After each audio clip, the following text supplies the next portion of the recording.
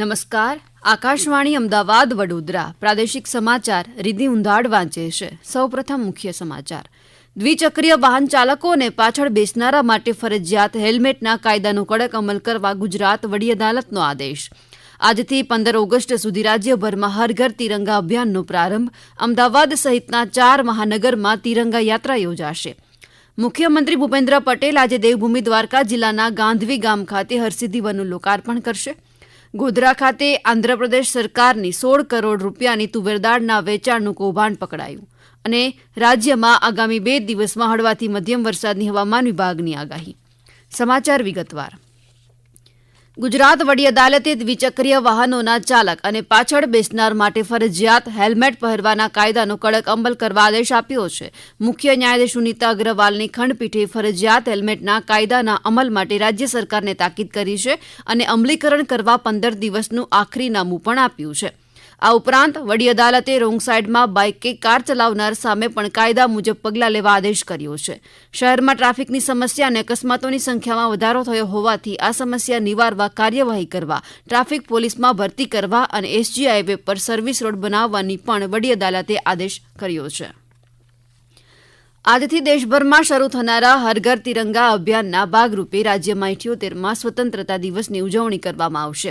રમતગમત અને યુવા બાબતોના મંત્રી હર્ષ સંઘવીએ ગઈકાલે જણાવ્યું હતું કે આ અભિયાન અંતર્ગત રાજકોટ, સુરત, વડોદરા અને અમદાવાદ એ મુખ્ય 4 શહેરમાં 2 થી 3 કિલોમીટર લાંબી તિરંગા યાત્રા યોજાશે, જેમાં મુખ્યમંત્રી ભૂપેન્દ્ર પટેલ ઉપસ્થિત રહેશે.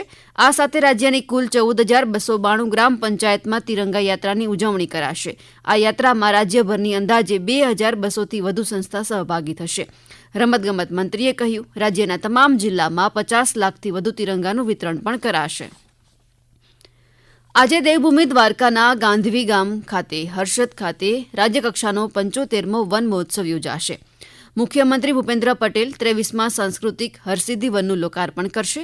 હરસિદ્ધિ વનમાં વિવિધ પ્રજાતિના 41,619 રોપાનું વાવેતર થયું છે, જ્યારે 75માં વન મહોત્સવની ઉજવણીના ભાગરૂપે આ વર્ષે રાજ્યમાં 10 કરોડથી વધુ રોપાના વિતરણનું પણ આયોજન કરવામાં આવ્યું છે. પંચમહાલ જિલ્લાના પુરવઠા વિભાગ દ્વારા ગોધરા શહેરના પશ્ચિમ વિસ્તારમાં આવેલી ખાનગી દાળ મિલમાંથી 16 કરોડથી વધુની કિંમતનો 11 લાખ કિલોગ્રામથી વધુનો તુવેર દાળનો ગેરકાયદેસર જથ્થો ઝડપી પાડવામાં આવ્યો હતો. આ અંગે વધુ માહિતી આપે છે પંચમહાલ જિલ્લા પુરવઠા અધિકારી અને નાયબ કલેક્ટર એચ.ટી. મકવાણા. લાખોની અંદર અમને 1 kg ના પાઉચ આવી રીતે તોડેલા મળી આવેલ છે અને એમાંથી જે જથ્થો મળી આવેલ છે એ જથ્થો છે 11,13,300 કિલોગ્રામ એટલે કે 1113 મેટ્રિક ટનનો જથ્થો મળી આવેલો છે, જેની બજાર કિંમત થાય છે 16,55,68,400 રૂપિયા. આ તમામે તમામ જથ્થો છે આંધ્રપ્રદેશ સરકારનો જાહેર વિતરણ વ્યવસ્થા હેઠળનો હોય પીડીએસ કંટ્રોલ ઓર્ડર અંતર્ગત તમામે તમામ જથ્થાને જપ્ત કરવામાં આવેલ છે અને જપ્ત કરી અને આગળની કાર્યવાહી હાથ ધરવામાં આવેલ છે. ઉલ્લેખનીય છે કે આકસ્મિક રીતે હાથ ધરવામાં આવેલ તપાસમાં મિલમાંથી આઈસીડીએસ તેમજ પીડીએસ માર્કાવાળી આંધ્રપ્રદેશ સરકારના જાહેર વિતરણ વ્યવસ્થા હેઠળના તુવેરદાળના જથ્થા વિશે પુરાવા ન મળતા અનધિકૃત રીતે વેચાણ કરતા હોવાનું પણ જાણવા મળ્યું. રાજ્યમાં ચાંદીપુરા વાયરસથી વધુ એક બાળકનું મૃત્યુ થતાં મૃત્યુઆંક વધીને 72 થયો છે, જ્યારે વધુ 2 કેસનો ઉમેરો થતાં કુલ કેસની સંખ્યા વધીને 161 થઈ ગઈ છે. આરોગ્ય વિભાગની યાદીમાં જણાવ્યા પ્રમાણે હાલમાં વાયરલ ચાંદીપુરાના 13 દર્દી દાખલ છે તથા 76 દર્દીઓને રજા આપવામાં આવી છે. કુલ 7,43,000 ઘરોમાં મેલેથિયોન પાવડરથી ડસ્ટિંગ પણ કરવામાં આવ્યું. ઇન્ડિયન રેડક્રોસ સોસાયટી ભાવનગર દ્વારા એક ખાનગી કંપનીના સહયોગથી ગુજરાતમાં પ્રથમવાર સ્વાસ્થ્ય પરીક્ષણ માટે મોબાઈલ વાન શરૂ કરવામાં આવી છે. આ મોબાઈલ વાન ખાસ કરીને જ્યાં આરોગ્ય પરીક્ષણની સવલતો મળતી નથી ત્યાં સેવા આપશે. આ ઉપરાંત ઔદ્યોગિક એકમોમાં કામદારોને રાહત દરે આ સેવાઓ ઉપલબ્ધ કરવામાં આવશે. સંસ્થા દ્વારા કેમ્પનું પણ આયોજન કરવામાં આવશે. આ મોબાઈલ વેનમાં 25થી વધુ પરીક્ષણો કરીને આરોગ્ય ચકાસણી બાદ ડોક્ટર દ્વારા નિદાન પણ કરવામાં આવશે. આ સમાચાર આપ આકાશવાણી અમદાવાદ વડોદરા કેન્દ્ર પરથી સાંભળી રહ્યા છો. આ સમાચાર આપ અમારી YouTube channel AIR news Gujarat પર પણ સાંભળી શકશો.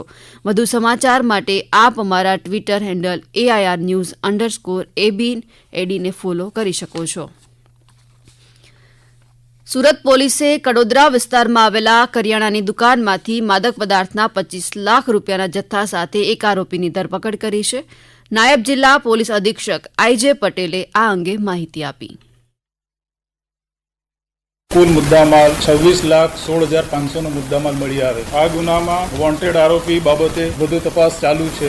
આ દુકાન ભવાની કિરાણા સ્ટોર નામની દુકાન છે, જે વડોદરા જીઆઈડીસી પોસ્ટે વિસ્તારમાં નવા હળપતિવાસમાં આવેલી આ સરકારી આવાસમાં છે. આ પકડાયેલો આરોપી હાલમાં ધોરણ 12 પાસ થઈ અને કોઈ પરીક્ષાની તૈયારી માટેની તૈયારી કરતો હોવાનું જાણવા મળેલ છે.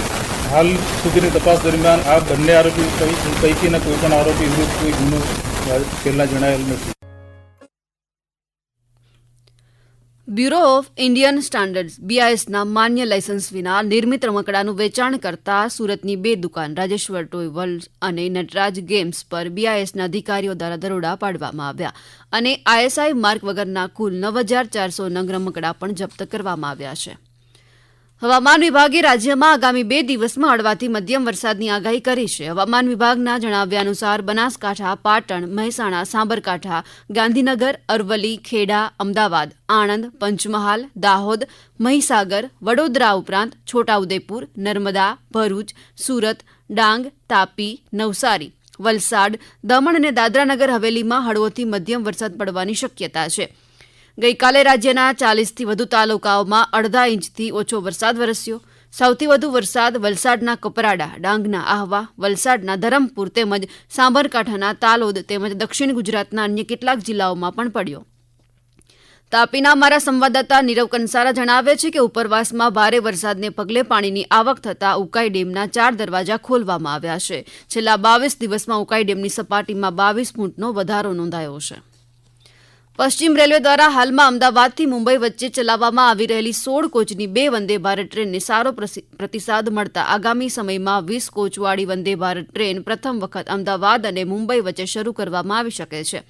દેશમાં પ્રથમ વખત 20 કોચવાળી વંદે ભારત ટ્રેનના ટ્રાયલની તૈયારીઓ શરૂ થઈ ગઈ છે. 20 કોચવાળી વંદે ભારત ટ્રેનની ટ્રાયલ આવતીકાલે અમદાવાદ, વડોદરા, સુરત, મુંબઈ સેન્ટ્રલ વચ્ચે હાથ ધરવામાં આવશે.